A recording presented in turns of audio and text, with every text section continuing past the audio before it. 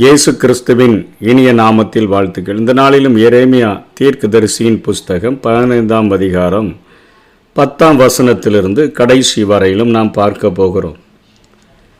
இந்த அதிகாரத்தில் எரேமியா தன்னுடைய ஊழியத்தில் மிகவும் குழப்பமடைந்தவராக, ஆண்டவரே ஜெபிக்க வேண்டாம் என்று சொல்கிறீங்க, அநேக வார்த்தைகளை என் வாயில் கொடுத்து என்னை பேச சொல்கிறீங்க, நான் சரியான பாதையில் தான் சென்று கொண்டிருக்கிறேனா, என்னுடைய ஊழியங்கள் சரியான வழியில் தான் சென்று கொண்டிருக்கிறதா என்கிற ஒரு காரியத்தில் ஊழிய பாதைகளில் பிரச்சனைகளை சந்திக்கும் பொழுது, ஆண்டவர் ஜனங்களுக்காக ஜெபிக்க வேண்டாம் என்று சொல்லும் பொழுது, இங்கே எரேமியா குழப்பமடைந்தவராக தன்னுடைய தாயை பார்த்து சொல்லுகிறது போல வசனத்தை தொடங்குகிறார். என் தாயே, தேசத்துக்கெல்லாம் வழக்குக்கும் வாதுக்கும் உள்ளவனாய் இருக்கும்படி என்னை நீ பெற்றாயே. ஐயோ, நான் அவர்களுக்கு வட்டிக்கு கொடுத்ததும் இல்லை, அவர்கள் எனக்கு வட்டிக்கு கொடுத்ததும் இல்லை, ஆனாலும் எல்லாரும் என்னை சபிக்கிறார்கள் என்று சொல்லி, அம்மா, நீங்கள் என்னை பெற்றது இந்த தேசத்துக்காகவா அல்லது உங்களுக்காகவா? தேசத்துக்கு என்னை பெற்றது போல தேசத்தில் உள்ள வழக்குக்கும் வாதுக்கும் உள்ளவனாக நான் மாறிவிட்டேனே என்று சொல்லி அவர் புலம்புகிறதை பார்க்கிறோம். ஒரு குடும்பத்திற்கு பொறுப்பாளனாக இருந்தால் பரவாயில்லை, சிறு வயதிலேயே தாயின் கருவிலேயே என்னை பிரித்தெடுத்து ஊழியத்திற்கென்று அழைத்த என் ஆண்டவர் தீர்க்க தரிசனங்களை சொல்லும்போது அது கொஞ்சம் லகுவான ஊழியமாக இருந்தால் பரவாயில்லை, தேசமே என் மேலே வழக்குக்கு வருகிறது போல, வாதிடுகிறதற்கு வருகிறது போல ஒரு ஊழியம் என் கைகளில் கொடுக்கப்பட்டிருக்குதே, ஐயோ, அவர்கள் எல்லாரும் சபிக்கிறார்களே. எப்படி சபிக்கிறாங்கன்னா, அந்த நாட்களில் வட்டிக்கு கொடுக்கிறதும் வட்டிக்கு வாங்குறதும் மிகவும் மோசமான ஒரு காரியமாக எண்ணப்பட்டபடினால நான் வட்டிக்கு கொடுக்கவும் இல்லை, வட்டிக்கு வாங்கவும் இல்லை. ஆனால் என்ன, அவர்கள் எல்லாரும் சபிக்கிறார்களே என்று சொல்லி அவர் மிகவும் வேதனைப்பட்டு சொல்லுகிறதை பார்க்கிறோம். 15ஆம் வசனத்தில் தொடர்ந்து சொல்லுகிறார், கர்த்தாவே, நீர் அதை அறிவீர், தேவரீர் என்னை நினைத்து என்னை விசாரித்து என்னை துன்பப்படுத்துகிறவர்களுக்கு என் நிமித்தம் நீ நீதியை சரிக்கட்டும். என்ன ஒரு பக்கத்தில் வச்சு பாருங்க, என்னை நீங்கள் அறிந்திருக்கிறீங்க, என்ன நினைச்சு பாருங்க, என்ன விசாரித்து பாருங்க, என்னை துன்பப்படுத்துகிறவர்களுக்கு நீதியை சரிக்கட்டுங்க. நீங்கள் நீடிய பொறுமையாக இருக்கிறது நிமித்தமாக என்னை வாரிக்கொள்ளாதையோன்னு சொன்னால் அவர்கள் என்னை ஜீவனுள்ளவருடைய தேசத்தில் இருந்து அழித்து விடுவேன் என்று சொல்கிறாங்களே, அவங்க அழிச்சிடக்கூடாது ஆண்டவரே, நான் உம்முடைய நிமித்தம் நிந்தையை சகிக்கிறேன் என்று அறியும். ஆண்டவர்கிட்ட வாதிடுகிறார். உம்முடைய ஊழியத்தின் நிமித்தமாக தான் எனக்கு இவ்வளோ பிரச்சனை, என்னுடைய பாவங்களோ என்னுடைய மீறுதல்களோ என்னுடைய தவறான வழிகளோ எனக்கு பிரச்சனையை கொண்டு வரல, நீங்கள் எனக்கு கொடுத்த ஊழியத்தின் நிமித்தமாக உம்முடைய நிமித்தம் நிந்தையை சகிக்கிறேன் என்று அறியும் என்று சொல்லிட்டு இன்னும் அவருடைய நீதியை அவர் வெளிப்படுத்துகிறார். உம்முடைய வார்த்தைகள் கிடைத்த உடனே அவைகளை உட்கொண்டேன். அந்த நாட்களில் இவருடைய அப்பா எல்கியா ஆலயத்தை சுத்திகரிக்கும் பொழுது அங்கே அந்த தோல் சூரில், நியாயப்பிரமாண தோல் சூரில் கண்டு எடுக்கும் பொழுது இவர் சொல்கிறாரு, அந்த வார்த்தைகள் கிடைத்த உடனே அவைகளை உட்கொண்டேன்னா அவை அவ்வளவு ஆசையாக நான் வாசித்து உள்வாங்கி கொண்டேன். உம்முடைய வார்த்தைகள் எனக்கு சந்தோஷமும் என் இருதயத்துக்கு அவ்வளவு மகிழ்ச்சியாக இருந்துச்சு, அவ்வளவு மகிழ்ச்சியாய் உம்முடைய வார்த்தைகள் இருந்தது. உம்முடைய நாமம் எனக்கு தரிப்பிக்கப்பட்டிருக்கிறது. கர்த்தருடைய பிள்ளை அப்படின்னு சொல்லி தான் எல்லாரும் சொல்கிறாங்க, கர்த்தருடைய தீர்க்கதரிசினி தான் சொல்கிறாங்க. இன்றைக்கி நம்ம வேதத்தை சுமக்கிறதுனால எப்படி வேதக்காரர்கள் என்று சொல்லுகிறார்களோ, அதே போல அன்றைக்கு தீர்க்க தரிசனம் உரைத்ததுனால எரேமியா தீர்க்கதரிசியாக, ஆண்டவருடைய நாமம் தரிப்பிக்கப்பட்டவராக, ஆண்டவருடைய வசனங்களின் மேலே அத்தனை வாஞ்சை உள்ளவராக நான் இருந்தேன்னு சொல்கிறாரு. எப்படி 1ஆம் சங்கீதத்தில் துன்மார்க்கருடைய ஆலோசனையை நடவாமல், பாவிகளுடைய வழியில் நில்லாமல், பரியாசக்காரர் உட்காருகிற இடத்துல உட்காராமல் சொல்லப்பட்டிருக்கும், அதே போல் நான் பரியாசக்காரருடைய கூட்டத்திலையும் உட்கார்ந்து நான் களி கூறவில்லையே, உமது கரத்து நிமித்தம் தனித்து தானே நான் உட்கார்ந்தேன், ஆனாலும் சலிப்பினால என்னை நிரப்பினீர. சரியான பாதையில் தான் போகிறேனா? என்னுடைய ஊழியங்களில் ஒரு மாற்றத்தையும் நான் ஜனங்கள் மத்தியிலையும் பார்க்க முடியலையே, எதிர்ப்புகளை தானே சம்பாதிக்கிறேன், எதிரிகளை தானே சம்பாதிக்கிறேன், வழக்கையும் வாதையும் தானே நான் சம்பாதிக்கிறேன். அதனால என் வாழ்க்கை சலிப்பினால நிறைந்திருக்கிறது. என் நோவு நித்திய காலமாகவும் என் காயம் ஆறாத கொடிய புண்ணாகவும் இருப்பானே. நீர் எனக்கு நம்பப்படாத ஒரு ஊற்றை போல வற்றி போகிற ஒரு ஜலத்தை போல இருப்பீரோ என்று சொல்லி இங்கே புலம்புகிறதை பார்க்கிறோம். இந்த வசனங்களில் இருந்து அவர் புலம்பி சொல்லுகிற வார்த்தையில இருந்து இன்றைக்கு வேதத்தில் அதாவது மிகப்பெரிய ஹீரோக்களாக ஆண்டவர் யாரையும் காண்பிக்கல. தீரர்களாக ஆண்டவருக்காக வைராக்கியமான காரியங்களை செய்கிற தீரர்கள் கூட அநேக நேரங்களில் தடுமாறி விடக்கூடியவங்களாக இருந்தார்கள் என்பதை விளக்குவிக்கும் வண்ணமாக ஆவியானவர் எரேமியாவினுடைய காரியங்களை இங்கு எழுதி வைத்திருக்கிறார். ஆதியாகமம் 17ஆம் அதிகாரம் 17ஆம் வசனத்தில் ஆபிரகாம் குழந்தை விஷயத்தில் அவர் தடுமாறுகிறார். ஆண்டவர் அவருக்கு 99 வயது ஆகும் பொழுது, சாராளுக்கு 90 வயதமாகும் போது நான் உனக்கு ஒரு குழந்தையை தருவேன் என்று சொல்லும் பொழுது அவர் நகைத்து சொல்லுகிறார், ஆண்டவரே இந்த 99 வயசுலையும் 90 வயசுலையும் எங்களுக்கு குழந்தை பிறக்குமா? இஸ்மவேல் உமக்கு முன்பாக பிழைப்பானாக என்று சொல்லுகிறதை பார்க்கிறோம். விசுவாசிகளின் தகப்பன் என்று அழைக்கப்படுகிற ஆபிரகாம் நம்ம நினைக்கிறோம் விசுவாசிகளின் தகப்பன்னா விசுவாசத்தில் நிறைந்து இருப்பார் போல தெரியுது. நம்மகிட்ட கொஞ்சம் கூட விசுவாசம் இல்லாமல் விசுவாசி விசுவாசி என்று அழைக்கப்படுகிறோமே அப்படிங்கிற ஒரு குழப்பங்கள் நமக்குள்ள உண்டாகலாம்.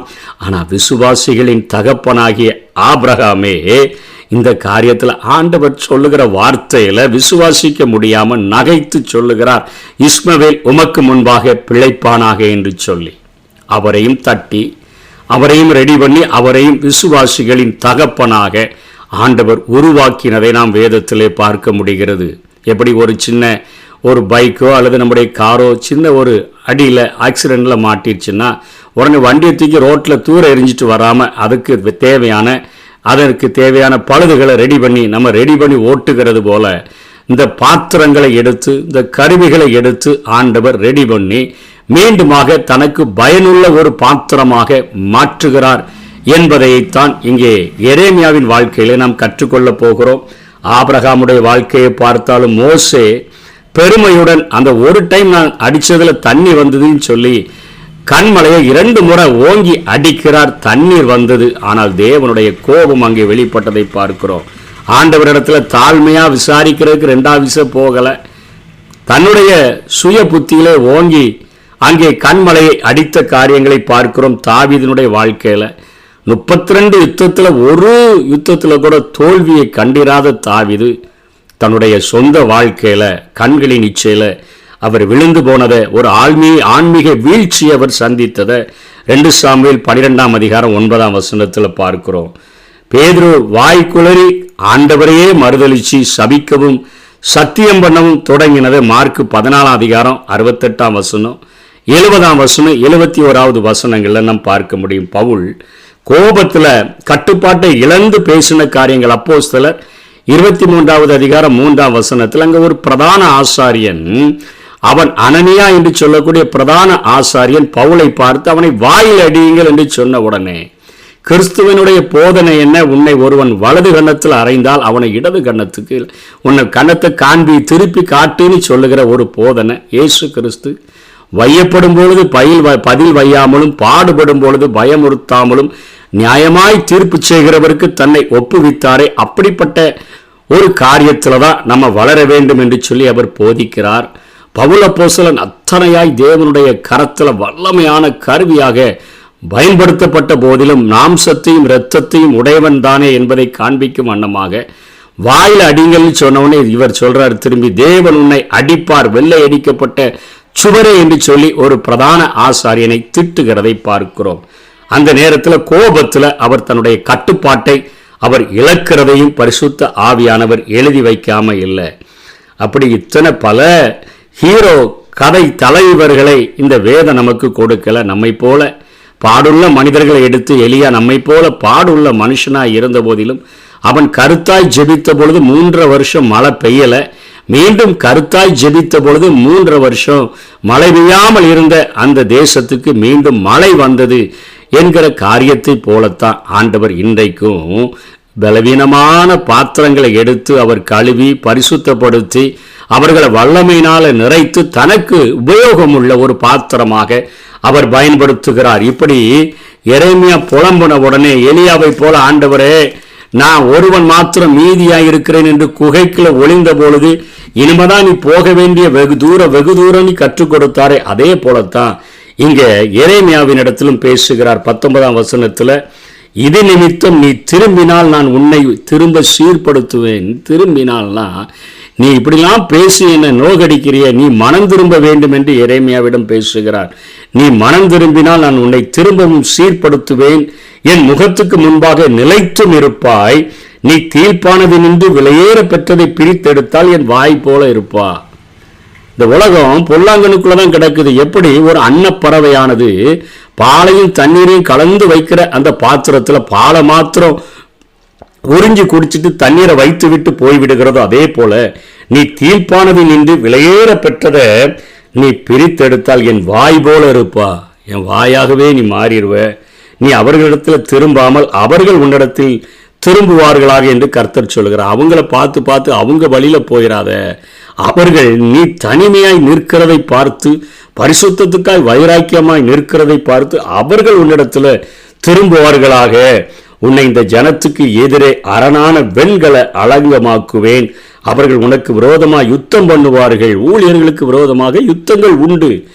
யுத்தங்கள் இல்லாத ஊழியங்கள் இல்லவே இல்லை. பிரச்சனைகள் போராட்டங்கள் இல்லாத ஊழியர்களும் இல்லை, ஊழியங்களும் இல்லை. இந்த ஜனத்துக்கு எதிராக அரணான வெண்கல சுவராக்குவேன்னு சொல்றார். முதல்லயே சொல்லிட்டாரு, நான் உன்னை அலங்காரமான பட்டணமாக, ஒரு இரும்பு தூணாக, வெண்கல அலங்கமாக மாற்றுவேன் என்று சொன்னது போல இங்கே ஆண்டவர் திரும்பவும் ஒரு புதிய வாக்கு தத்தத்தை கொடுக்கிறார். அவர்கள் உனக்கு விரோதமாக யுத்தம் பண்ணுவார்கள். யுத்தம் உண்டு, ஆனாலும் உன்னை மேற்கொள்ள மாட்டார்கள். உன்னை ரட்சிப்பதற்காகவும் உன்னை தப்புவிப்பதற்காகவும் நான் உன்னுடனே இருக்கிறேன். உலகத்தில் இருக்கிறவர்களை பார்க்கிறோம், உன் கூட இருக்கிறவர் நான் பெரியவர். உலகத்தில் உபத்திரவங்கள் உண்டு, ஆனாலும் திடன் கொள்ளுங்கள், நான் உலகத்தை ஜெயித்தேன் என்று சொல்லுகிற ஒரு ஆண்டவர் நம்மோடு கூட இருக்கிறார். கடைசியா சொல்கிறார், உன்னை நான் பொல்லாதவர்களின் கைக்கு தப்புவித்து உன்னை பலவந்தரின் கைக்கு நீங்களாக்கி விடுவிப்பேன். நம்ம வாழ்க்கையில பொல்லாதவர்கள் நிச்சயமா வருவாங்க, பலவந்தர்கள் நிச்சயமா வருவாங்க. அவர்களுடைய கைக்கு தப்புவித்து நீங்களாக்கி விடுவிக்கிற ஒரு ஆண்டவர் நம்மோடு கூட இருக்கிறேன் என்று சொல்லி அன்றைக்கு எரேமியாவுக்கு வாக்களித்த அதே ஆண்டவர் திரும்பவும் நமக்கு வாக்களிக்கக்கூடியவராக இருக்கிறார். ஒருவேளை நம்முடைய பிரச்சனைகளின் மத்தியில், போராட்டங்களின் மத்தியில், ஊழியங்களின் மத்தியில், ஐயோ ஊழியங்கள் செய்கிற இந்த காரியங்களின் நிமித்தமா நிறைய பிரச்சனைகள் தானே வருது, மக்களிடத்தில் ஒரு மாற்றங்கள் இல்லையே என்கிற தடுமாற்றங்கள் வரும் பொழுது அந்த காரியத்திலிருந்து நாம் மனம் திரும்பணும்னு சொன்னா நிச்சயமாக திரும்பவும் ஆண்டவர் வாக்குத்தத்தங்களை தந்து நம்மை புதுப்பித்து புதிய ஒரு பாத்திரமாக தன்னுடைய கரங்கள் எடுத்து வல்லமையாக பயன்படுத்த முடியும். அப்படிப்பட்ட கிருபைகளை தேவன் நமக்கு தந்தருள்வாராக. ஆமென். உலகத்திற்கு மரித்து நான் வாழ்ந்திட வேண்டும், உண்மையான ஊழியனாய் உழைத்திட வேண்டும், உண்மையான ஊழியனாய் உழைத்திட வேண்டும். ஒரு வாழ்வு அது உமக்காக, உணர்வெல்லாம் உமக்காக, உள்ளமெல்லாம் உமக்காக, உணர்வெல்லாம் உமக்காக, உள்ளமெல்லாம் உமக்காக.